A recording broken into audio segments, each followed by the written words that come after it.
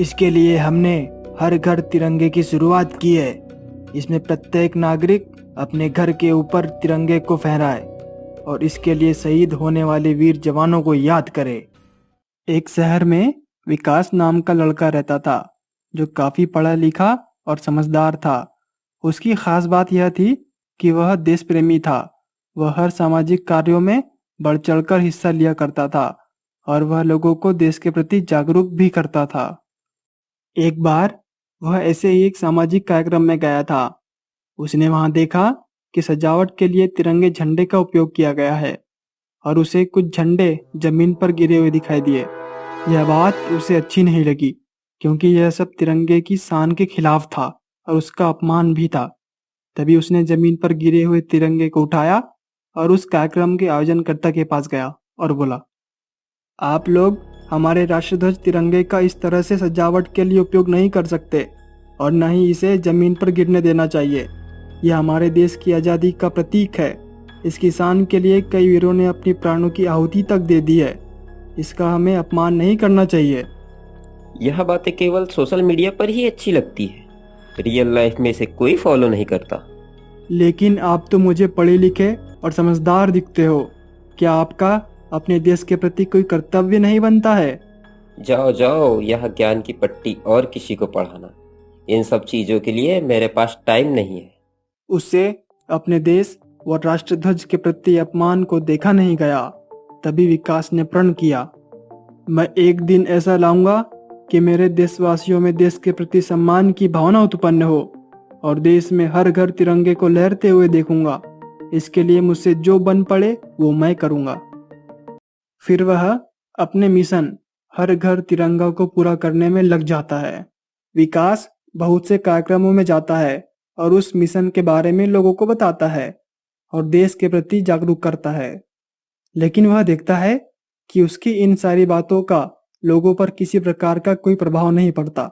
इस तरीके से तो कोई बात नहीं बनी, कोई और तरीका ढूंढना पड़ेगा। अगर मैं अपने जिला के अधिकारी के पास जाऊं तो मेरा मिशन काफी आसान हो सकता है। विकास अगले ही दिन जिला अधिकारी के ऑफिस जाता है और उसको मिशन के बारे में बताता है। वह अधिकारी भी उसकी इन बातों पर ज्यादा ध्यान नहीं देता और कहता है, ठीक है, मैं इस विषय पर आगे अपील करूंगा। तुम जा सकते हो। कुछ दिनों बाद वह फिर जिला अधिकारी के ऑफिस जाता है। वह बाहर खड़े गार्ड को कहता है, मुझे जिला अधिकारी से मिलना है।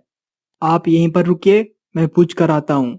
सर, बाहर विकास नाम का लड़का आपसे मिलने को बोल रहा है। मैं उससे मिलना नहीं चाहता। तुम उसको बोल दो कि मैं अभी बिजी हूँ और भगा दो उसे।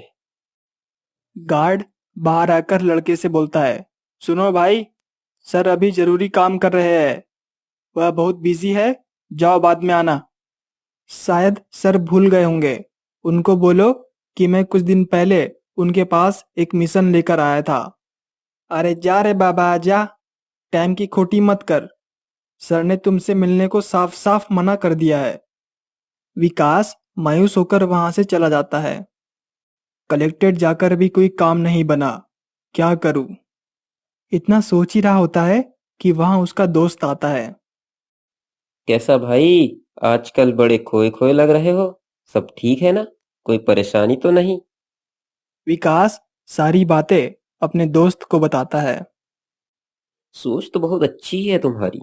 आखिर देश के प्रति हर नागरिक को जागरूक रहना चाहिए। हमारे लिए देश का मान सम्मान ही सर्वोच्च है। पर दोस्त, जितना आसान लगता है यह उतना आसान नहीं। सही कहा भाई। मेरे पापा के दोस्त बहुत बड़े पॉलिटिशियन हैं। अगर उनको इस मिशन के बारे में बताया जाए तो कुछ मदद मिल जाएगी। फिर विकास को एक और रास्ता मिल जाता है। दूसरे ही दिन विकास को मंत्री जी से मिलने के लिए अपॉइंटमेंट मिल जाती है और वहां सीएम से जाकर मिलता है और उसको अपने हर घर तिरंगा मिशन के बारे में बताता है। देखो बच्चे, तुम्हारी सोच तो अच्छी है, लेकिन मेरे पास और भी काम है। बेहतर हुआ कि तुम अभी चले जाओ। मेरे पास टाइम रहा तो मैं आगे अपील करूंगा और तुम्हें आगे मिलूंगा। विकास वहां से चला जाता है। कुछ समय के बाद देश के पीएम द्वारा 15 अगस्त के अवसर पर एक बैठक बुलाई गई जिसमें सभी राज्यों के सीएम और अन्य पॉलिटिक्स आए हुए थे। पीएम बोलता है, आजादी के 75 साल पूरे होने की इस खुशी के अवसर को पूरे देशवासियों के साथ मिलकर किस प्रकार मनाया जाए, कृपया सभी अपने अपने सुझाव दें। सभी मंत्रीगण अपने अपने सुझाव सुनाते हैं। उस दिन उस बैठक में कोई खास तरीका नहीं निकलता। आज की बैठक यहीं समाप्त करते हैं, कल फिर बैठक बुलाई जाएगी। आप सभी के पास कल तक का टाइम है इस विषय पर सोचने के लिए। वह मंत्री को उस लड़के विकास की बताया गया मिशन याद आता है और वह उस मिशन को गहराई से सोचता है। फिर अगले ही दिन बैठक शुरू होती है और सीएम अपना प्रस्ताव रखता है और मिशन हर घर तिरंगा के बारे में सभी को विस्तार से बताता है। सभी को उसकी यह बात पसंद आती है। कुछ मंत्री बोलते हैं, लेकिन इससे तिरंगे झंडे का अपमान भी हो सकता है, इसके लिए हमें कुछ और नए नियम बनाने पड़ेंगे। फिर सभी मिलकर कुछ नए नियम बनाते हैं। दूसरे दिन माननीय पीएम जी घोषणा करते हैं, मेरे भाइयों और बहनों, आजादी के इस 75वें अमृत महोत्सव के उपलक्ष्य में हमें ऐसा कुछ करना चाहिए जिससे हमारे देश का मान सम्मान और बढ़े। इसके लिए हमने हर घर तिरंगे की शुरुआत की है। इसमें प्रत्येक नागरिक अपने घर के ऊपर तिरंगे को फहराए और इसके लिए शहीद होने वाले वीर जवानों को याद करे।